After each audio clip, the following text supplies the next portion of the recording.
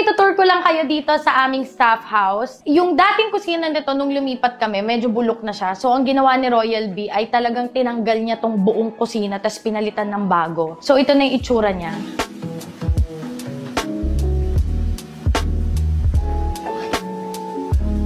So, ayan yung itsura niya ngayon. And meron na siyang island.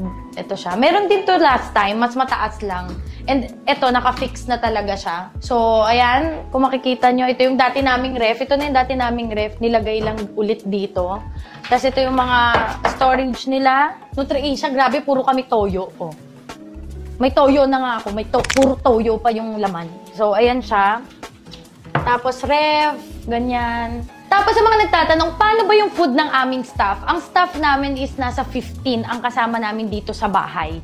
Yung mga stay-in, mga editors, mga sila Kuya Glenn, mga mama ni Kidlat, and EA namin ni Kong nandito, si Alex at si Kevin. Mga 15 silang nakatira dito. So, basta nagbibigay lang kami ng budget ni Kong every month sa food. Tapos kung kukulangin sila kasi minsan, may kumakain ng mga midnight snack. So, bahala na sila dun. Basta meron kaming monthly budget para sa kanila. So, kasama na dun tubig, bigas, pagkain, lahat ng trip nila andon. And pati mga gas, lahat na. Kasi dito na nga sila nakakapagluto. Ayan, dito sila nagluluto.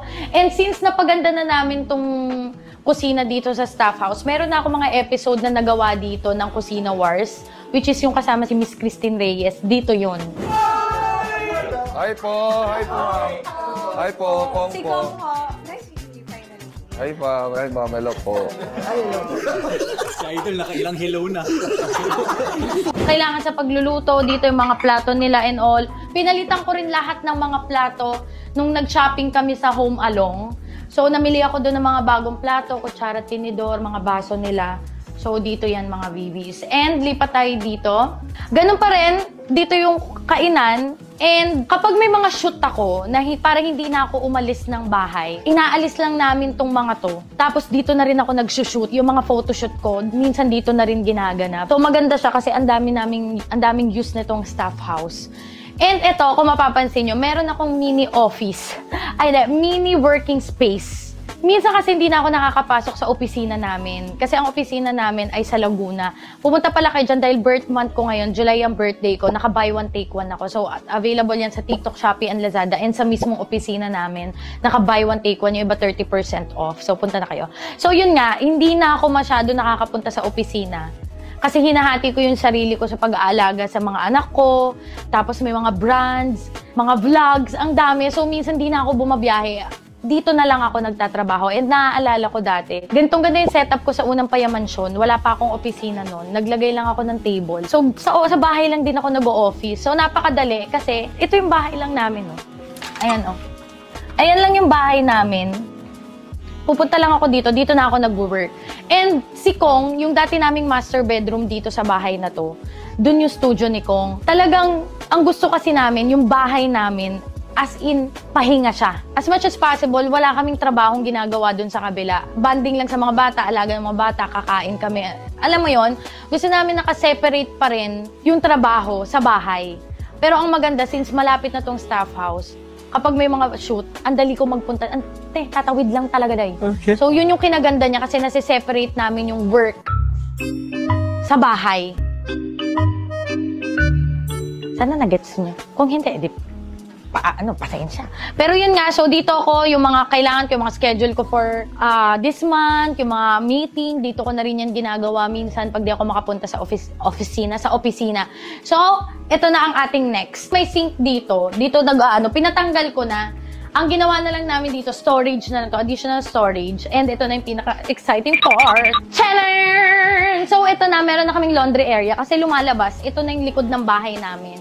So, dito na yung mga laundry. Dati kasi, yung mga staff namin sa bahay, papa-laundry sila sa pay-a-wash, yung pay-a-wash nila Juni. So, ngayon, may mga time na syempre, hindi mo alam, gusto nila magtipid. Hindi sila makapaglaba dito sa bahay kasi walang maayos na labahan. Alam mo yon. So, nagpagawa kami ni Kong ng laundry area para yung mga tao dito sa bahay, kung gusto nilang maglaba, makakapaglaba sila. Kaya pinagawa namin to. And isa pa, ang mga damit ng mga Junakis ko, kadalasan hand wash. Pero yung kay Kidlat na 3 years old na, winawashing na. So, Ang gamit kong washing machine is may Dia. Ang maganda dito, meron na siyang allergy care, tipid sa kuryente, automatic washing na siya. So, isasalpak mo lang, dry na siya paglabas, and matipid siya sa kuryente. So, napaka-perfect nitong washing machine na to from my Dia. So, ang tanging rule ko lang dito sa bahay ay itong washing machine na to ay para sa mga bata. And para sa aming adult, itong kabila. So, sineseparate ko lang talaga kasi syempre, i-compare mo yung activity ng matatanda sa bata, 'di ba? So, ang isa pang maganda dito, may child lock. Alam niyo naman pag makulit na ang mga junakis ninyo. 'Di ba? So, may child lock na rin siya. And ang maganda rin, meron na siyang allergy care. Umiinit din siya, parang na-sterile din niya yung mga damit. So, sobrang perfect nito. So, ito yung pinili kong gamitin. Tsaka bukod dyan, tested ko na sa kuryente kasi lahat ng aircon namin sa bahay may Dia, 'di ba? So, ang washing machine ko, ba't pa ako lilipat ng brand? So, may Dia na rin yung ginamit kong washing machine. And, syempre, merong mga damit na hindi pwedeng i-washing, di ba? May mga damit na hindi ka pwedeng isalpak dito. So, sana nagpagawa ako ng ganito para madali mong kasi merong mga tela na hindi mo pwedeng ipasok sa washing machine eh. So, makakapaglabas sila dito ng nakatayo. Or, kung gusto nilang nakaupo sila na maglalaba, merong pangalawang option dito. Diba, pag naglalaba kang ganyan, yan, diba? Kung gusto nilang nakaupo, kung gusto nilang nakatayo, meron silang option. And nagpalagay ako ng storage. So, ayan. So, ito yung aming laundry area. So, sa ngayon, hindi pa siya, marami pang ginagawa. Pero at least tapos na yung aming kusina at saka yung aming laundry area. So, sana natuwa kayo sa quick tour ko dito sa aming bahay. And, yun lang. Bye!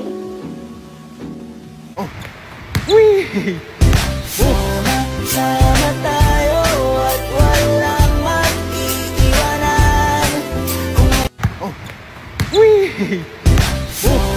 Sama tayo at walang mag-iiwanan. Uy, sa Sunday na yung Star Magic All-Star Games at ito yung isusupport ko.